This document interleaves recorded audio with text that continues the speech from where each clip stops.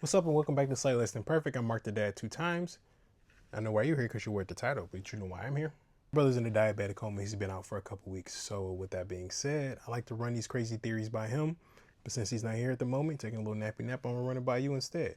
So here's my theory. Spoilers beware. Blackbeard. He already has 3 fruits.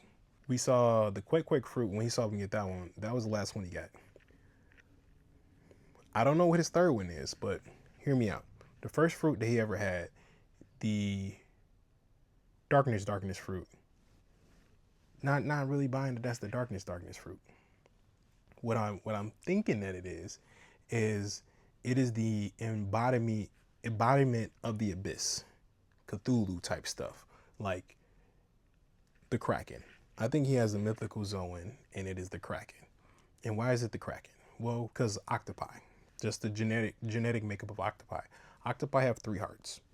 That's just a normal thing that octopi have. But I think the way they translate the One Piece is you can put 3 souls or 3 devil fruits in there. Therefore, you have 3 different willpowers.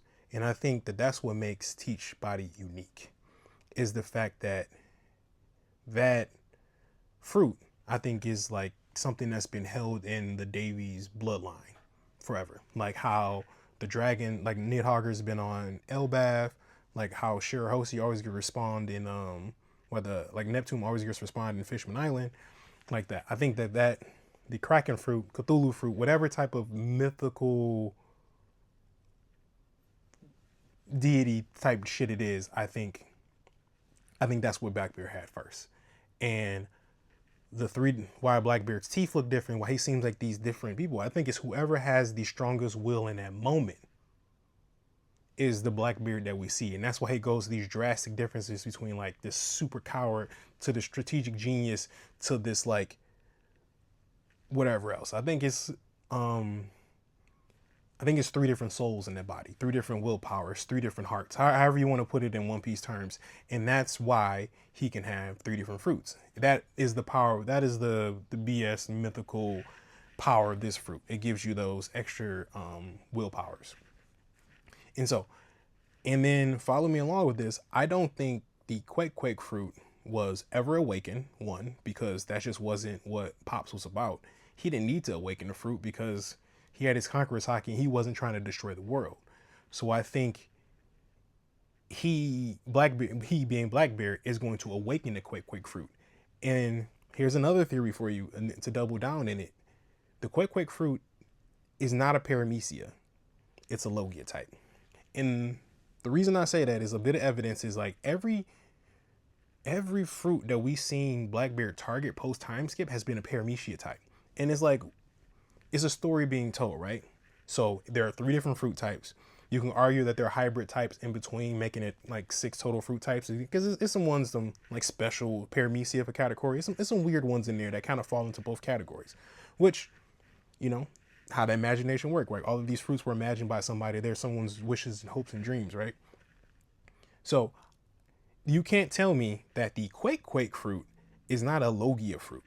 I don't believe it to be a paramecia fruit. I think it's misclassified, just like Luffy's was misclassified, because earthquakes are nature. They just happen in nature. Like, and I get it. He can't like turn it into an earthquake, but the thing is, it's like Oda can do what he wants with it. And I'm like, it just, for a story, just hear me out. For a story, it doesn't make sense for him there to be 3 devil fruit types throughout the verse, and your villain that is got the number 3 throughout everything that he is, and you don't give him all 3 devil fruits.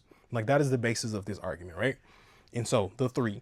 Then you look at his Jolly Roger, right? The 3 skulls. You look at it, it has the 8 crossbones, the 8 legs of the octopus. And the fact that, like, I think it even goes further with the octopi theming, because it's like octopi don't need their limbs. They cut them off and throw them at will. They grow them back. And that's Blackbeard's mentality on his squad.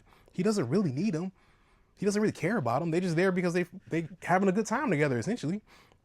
Because it's the biggest difference, and we have to understand this at the end of the day, it's like Blackbeard versus the Straw Hats. The Straw Hats will put themselves in worse situations just to help each other out, and they always succeed because of it. But we can look at Law versus Blackbeard fight. They couldn't even deal with Sulong Beppo by himself because they couldn't work together by a team. What you think they're gonna do against the Straw Hats? Like, as a collective unit. I mean, we know they're gonna all devolve into like one-on-one fights to better suit the Blackbeard so that the Straw Hats are at a disadvantage. That's how Blackbeard operates. That's all part of his plan. But his plan, you cannot plan for chaos in the storm of the deed. But he has that embodiment too. He still is the storm. And that's why I think, like, at the end of the day, with all this theming with like under the ocean, under the water, at the bottom of the ocean, like the true translation for the One Piece when Roger said it is like, I left it all down there. You know what I mean? Davy Jones' locker. We know Oda's a big fan of the Pirates of the Caribbean. And you telling me that the way Davy Jones looked in Pirates of the Caribbean didn't look like a hybrid form One Piece? You know what I mean? Look, I'm not saying that this is the most concrete of theories, but I'm saying, like, look at the theming, look at like the things that Oda's like, look at the pace that we're going. Like, everything is at the bottom of the ocean. And what is at the bottom of the ocean in the deepest of seas? The giant squid. Oda doesn't do shit randomly, man. Like, don't get me wrong. I'm not saying he foreskins all the time, but he always makes it make sense. You know what I mean? Like, even if it didn't make sense in the moment, he just did it for the lull of it. He'll make it make sense because, like, that's the beauty of his storytelling. Like, he does things and he makes it make sense retroactively, and we just say he's the best foreskinner to ever live. You know what I mean? Don't get me wrong, he does foreskin some stuff, but like not as much as people like to believe he does. Davy D. Teach got somehow, some way, some lineage connecting them to octopi. Call it that. I think Blackbeard has a very, very strong octopus motif, just like all of Luffy's family has the monkey motif. Blackbeard has a Kraken, a mythical Kraken devil fruit that gives him the ability to have 2 extra devil fruits, and he wants a paramecia type to pair with his Quake fruit being a Logia, a special Logia. Call it what you want, but it's gonna end up being a Logia somehow, some way, because all Logias are nature based. Plants, the Woodwoods fruit, the Flare fruit, the Ice fruit, the Glint fruit, like, they're all like naturally occurring things. The magma fruit, it's like earthquakes are naturally occurring. Why is that one the only one that is a paramecia?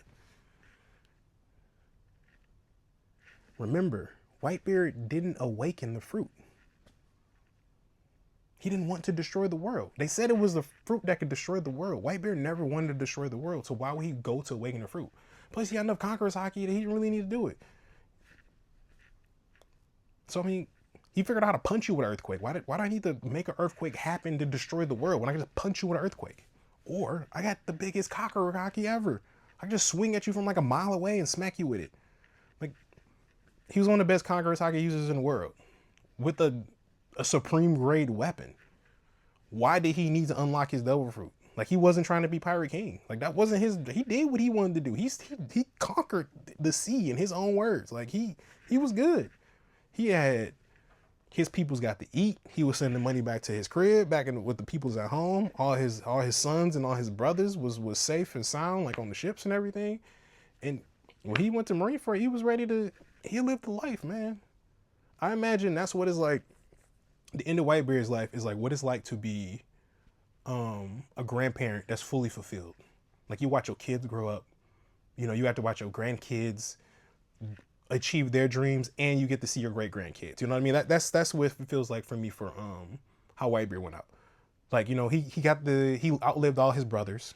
You know what I mean? Roger, Rocks, the rest of the Rocks pirates. Like, he outlived all of them except for like the younglings, like Lin and Kaido. You know what I mean? So his sons had become men. They become their own fathers. They had their own, like, they essentially had their own crews. Like, each one of his subsections was his own crew. You know, so his sons had grown up, and he got to see his grandkids grow up too. And then when he saw Luffy, that's when he for sure knew that the next generation was good. You know what I mean? He was like, their power not quite there, but he's like, I did everything that I could to get this point. And then that's why he had his line when he said the One Piece is real. That was his Roger moment to reignite the next generation. Because Luffy needed that. Luffy needed that right then and there to re-energize him. And then, you know, we also afterward with, that was Law and Jinbei, but yeah. Thoughts?